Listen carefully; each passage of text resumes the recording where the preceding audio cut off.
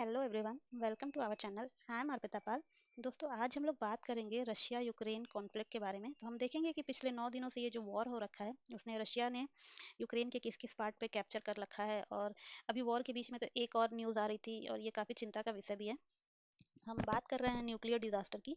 आपको याद होगा कि 1986 में चेर्नोबिल न्यूक्लियर डिजास्टर हुआ था। अब जिस तरह रशियन की जो फोर्स अटैक कर रही है यूक्रेन में, तो यूक्रेन में एक जगह है चेर्नोबिल। चेर्नोबिल में 1986 में एक न्यूक्लियर पावर प्लांट हुआ करता था। अभी तो इसको डीकमीशन कर दिया गया है।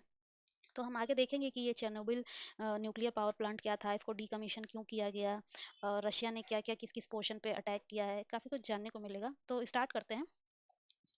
स्टार्ट करने से पहले मैं आपको एक इन्फॉर्मेशन शेयर करना चाहती हूँ कि आप हमसे कनेक्ट होने के लिए ये हमारा फेसबुक पेज है। आप यहाँ पे हमसे कनेक्ट हो सकते हैं। चैनल से रिलेटेड कोई भी इन्फॉर्मेशन होगी, कोई क्विज होगा, आपको यहाँ पे इजीली मिल जाएगा। तो स्टार्ट करते हैं। अभी रिसेंटली न्यूज़ आ रही थी कि रशिया ने जेपरिजा न्यूक्लियर पावर प्लांट है जो यूक्रेन का, उसको कैप्चर कर लिया है। तो सबसे पहले मैं आपको दिखाती हूँ कि ये कहाँ पे लोकेटेड है। तो ये हमारा मैप है। ये हमारा यूक्रेन है और यूक्रेन के साउथ में ये आपका जेपरिजा है।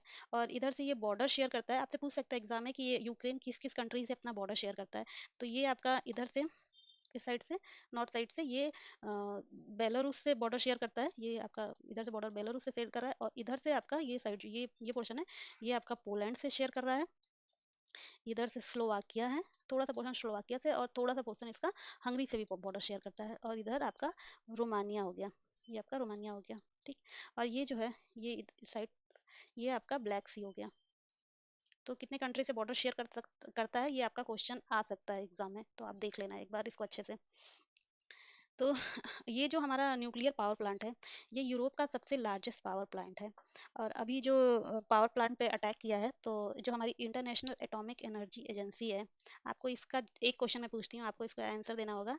ये जो हमारा इंटरनेशनल एटॉमिक एनर्जी है, एजेंसी है, इसका हेडक्वार्टर क्या है, और कितने मेंबर कंट्री हैं, और इंडिया इसका पार्ट है कि नहीं है।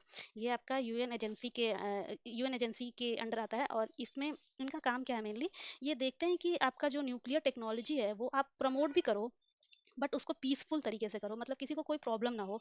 क्योंकि अगर न्यूक्लियर रिएक्शन हो गया, ये तुरंत तो पता नहीं चलता है, लेकिन अगर न्यूक्लियर रिएक्शन हो गया तो उसके 3-4 दिनों बाद वो इफेक्ट दिखाता है। और ये काफ़ी हार्मफुल होता है, आपको पता नहीं चलेगा, लेकिन इसके जो रेज होती हैं ये काफ़ी नुकसान करती हैं। तो अभी बाइडेन ने जो अमेरिका के प्रेसिडेंट हैं जो बाइडेन, उन्होंने भी कहा कि हमें अलाउ कीजिए इमरजेंसी रिस्पॉन्स के लिए, कि हम वहाँ साइट पे आए देखें कि कोई भी न्यूक्लियर रिएक्शन तो नहीं हो रहा है। तो अभी कुछ दिन पहले चेर्नोबिल जो न्यूक्लियर पावर प्लांट है, उसको भी रशियन फोर्स ने कैप्चर कर रखा था। तो उसका लोकेशन मैं आपको दिखाती हूँ कहाँ पे है। तो देखिए, ये है हमारा यूक्रेन। ठीक। और यूक्रेन की कैपिटल क्या है, कीव। ये रहा कीव। कीव के पास 120 किलोमीटर, आई गेस 120 किलोमीटर एक के डिस्टेंस पे एक जगह है चेर्नोबिल। यहाँ पे न्यूक्लियर डिजास्टर हुआ था। अब आपको हिस्ट्री में ले चलती हूँ मैं।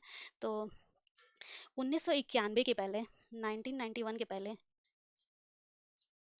ठीक है, 1991 के पहले जो रशिया हुआ करता था, वो पूरा ये कंट्री, ये सारी चीज़ें, ये सारी जो 15 कंट्री हैं, ये सारी कंट्री यूएसएसआर नाम से जानी जाती थी उस समय।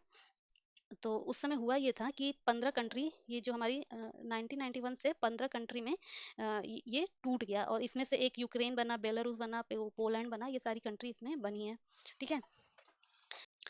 सबसे पहले मैं आपको दिखाना चाहती हूँ कि चेर्नोबिल कहाँ पे लोकेटेड है। तो ये रहा हमारा यूक्रेन। यूक्रेन की कैपिटल कीव। कीव से आप नॉर्थ जाओगे तो ये रहा आपका जगह चेर्नोबिल, यहाँ पे न्यूक्लियर पावर प्लांट था।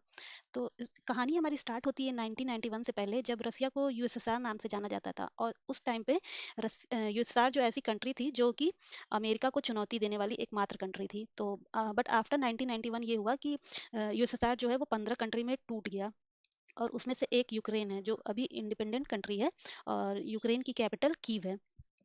और कहानी हमारी स्टार्ट होती है 1980 में, जब यूएसएसआर के लिए बहुत इंपॉर्टेंट था। तो उस टाइम पे प्लानिंग ये थी उनकी कि वो एक सिटी बताएंगे जो जिसका नाम प्रियात है। और उसके पास ही ये चेर्नोबिल न्यूक्लियर पावर प्लांट था। तो स्टार्टिंग में उन्होंने सोचा था कि यहाँ पे एक न्यूक्लियर पावर प्लांट बनाएंगे और जो सिटी की इलेक्ट्रिसिटी है वो वहाँ से सप्लाई करेंगे। बट 26 अप्रैल 1986 को चेर्नोबिल डिजास्टर हुआ। अभी तक की हिस्ट्री में ये सबसे बड़ा डिजास्टर है न्यूक्लियर पावर प्लांट का। अमेरिका ने जब जापान पे डाला था तो उसने जानबूझ के डाला था, बट ये जो हुआ है ये तो ह्यूमन की गलती की वजह से हुआ है, और आज तक की हिस्ट्री में ये सबसे बड़ा डिजास्टर आप कहोगे कि न्यूक्लियर पावर प्लांट का हुआ था। तो इनका स्टार्टिंग में इनका नाम था V R Lenin atomic power plant.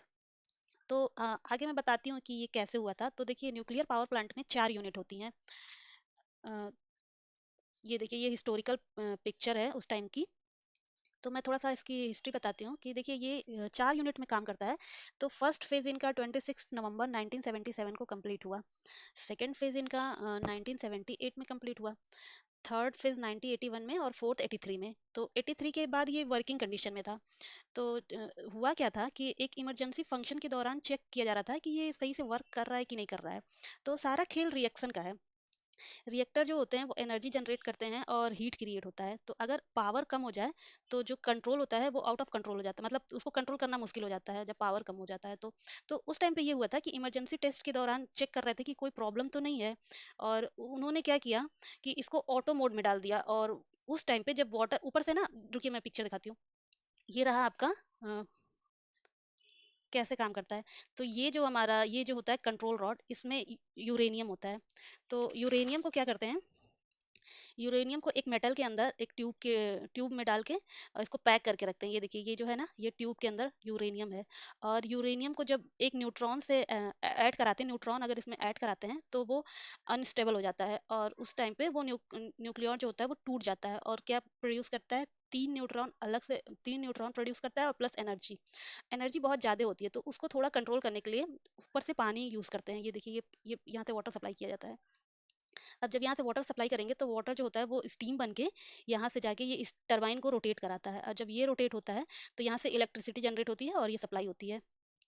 तो उस टाइम पे हुआ क्या था कि इन्होंने ऑटो मोड में डाला, और जैसे ही वाटर डाला उसकी उसका टेम्परेचर जो था वो बहुत ज़्यादा था। और सारा जितना भी वाटर था वो सारा 1 second, with in a second वो स्टीम बन गया। और जो कंट्रोल था वो लूज हो गया। और जो ये था, ये आपका रॉड था, ये इसको कवर करके रखते हैं ना, ये देखिए ये पूरा कवर है। तो ये क्या हुआ कि ये पूरा टूट गया, ये सारा टूट गया, और जो गैस थी वो लीक हो गई आसपास के एरिया में। न्यूक्लियर डिजास्टर जब होता है ना, तो तुरंत आपको नहीं पता चलता है कि क्या प्रॉब्लम हुई है। वो 1-2 दिन बाद पता चलेगा, जब आपकी बॉडी में रिएक्ट करता है और वो बॉडी को पूरा एकदम गलाने लगता है। तो उस टाइम तो उन लोगों को पता ही नहीं चला कि हुआ क्या है। बट कुछ दिनों बाद जब लोगों की तबीयत खराब हुई तो पता चला कि ये डिजास्टर हो गया है। बट उस समय के जो उनके ब्यूरोक्रेट्स से रशिया के, उन्होंने इस बात को दबा दिया, क्योंकि कंट्री का सवाल था कि ये बात बाहर लीक होगी तो ये कहा जाएगा कि रशिया की जो न्यूक्लियर पावर प्लांट का स्ट्रक्चर है वो सही नहीं है। तो उन्होंने क्या किया कि बात को दबा दिया और बात को आगे नहीं बढ़ने दिया। बट उस टाइम कितने लोगों की डेथ हुई और आज तक उसका इफेक्ट है। इवन आप जापान का भी देखो तो कितने कितने साल हो गए, बट इफेक्ट बहुत दिनों तक रहता है और वो इतनी जल्दी खत्म होने वाला नहीं है। और बहुत सारे रोग भी उससे होते हैं, कैंसर और भी बहुत चीज़ें हो जाती हैं। तो ये इमेज जो है ये अभी रिसेंटली की है। तो ये देखिए, ये जो आपका ये शीट है, ये शीट से इसको कवर कर रखा गया है। ये शीट से इसको कवर कर रखा है। अब क्वेश्चन ये उठता है कि ये प्लांट सेफ है या नहीं, क्योंकि रेडियो एक्टिव वेस्ट जो है वो अभी भी वहीं पे है। तो इसको खैर बहुत कवर कर रखा गया है, अभी तो ये सेफ होगा। तो आपको पता है 10% जो ग्लोबल इलेक्ट्रिसिटी जनरेट होती है वो न्यूक्लियर पावर प्लांट से जनरेट होती है। और सबसे ज़्यादा न्यूक्लियर पावर प्लांट अमेरिका में है।